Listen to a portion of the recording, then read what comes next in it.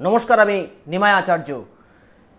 कापड़ व्यवहृत करा कापड़ और नारकेल दिए एकटी पौराणिक तांत्रिक क्रिया बोलबो जेटा दिए अपनी आपनार प्रेमिक प्रेमिका के मनेर मानुषके बा आपनादेर बंधु बान्धबीर सम्पर्क यदि विच्छेद हो जाए सेई सम्पर्कके बशीकरण करे मजबूत तैरी करते पारबेन एबं आपनी जा बोलबेन से आपनार कथा शुनते बाध्य बा तार मने आपनार जन्य भालोबासा जन्माते बाध्य हबे। एतटाई पौराणिक एबं शक्तिशाली तांत्रिक क्रिया बोलছি। কি করতে হবে, যাকে বশীকরণ করবেন তার ব্যবহৃত যদি কোনো কাপড় থাকে সেই কাপড় আপনি আপনার কাছে নিয়ে আসবেন এবং আমি একটি যন্ত্রম স্ক্রিনে দিয়ে দেব। এই যন্ত্রমটি আপনারা স্ক্রিন থেকে দেখে ওই কাপড়ের উপর অঙ্কন করবেন।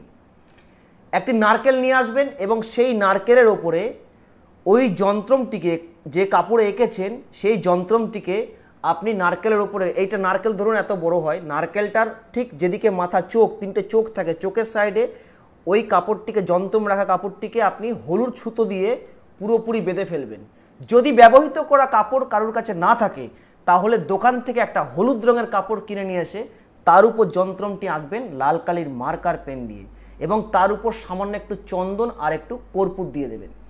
সুতি দিয়ে যখন আপনি এটিকে পেঁচাবেন, পেঁচানোর পর আপনি আপনার মনস্কামনা বলে আপনি যেই ঠাকুরের ভক্ত বা যে ঠাকুরকে আপনি শ্রদ্ধা করেন সেই ঠাকুরের চরণে ঠেকিয়ে মনস্কামনা বলবেন এবং মিনিমাম 15 মিনিট ওই স্থানে বসে যাকে বশীকরণ করার জন্য উপায়টি করছেন তার কথা চিন্তা করবেন এবং সারা রাত আপনি ওটিকে সারা দিন সারা রাত ঠাকুর ঘরে রেখে দেবেন অথবা কোনো গোপন স্থানে রেখে দেবেন। পরের দিন সকালে ঘুম থেকে উঠে এটিকে কোনো জলাশয়ে বিসর্জন দিয়ে দেবেন, সেটা পুকুর হতে পারে বা নদী হতে পারে। যদি জলাশয় না থাকে তাহলে কোনো বট গাছের গোড়ায় গিয়ে আপনি এটিকে পুঁতে দিয়ে আসবেন।